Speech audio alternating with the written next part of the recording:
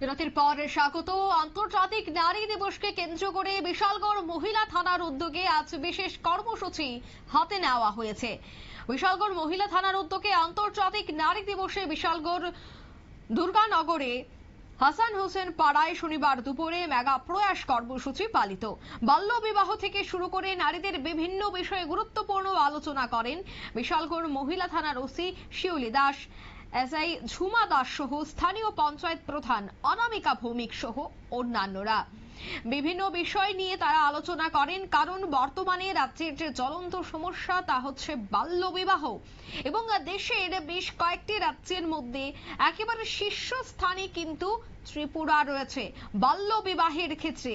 তাই এই বাল্য বিবাহ সম্পর্কে প্রত্যেককে অবগত করাতে হবে, সচেতনতা বাড়াতে হবে।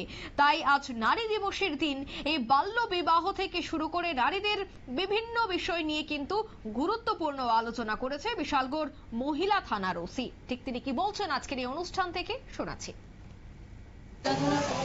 এখানে আসন্ন সংখ্যারা কমিউনিটি সেন্টারে এসেছে।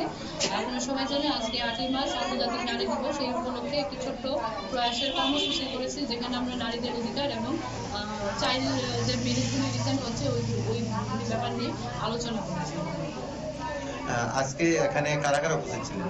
এখানে আমাদের গ্রামের প্রধান, উপপ্রধান এবং আপনারা শুনলেন বক্তব্য।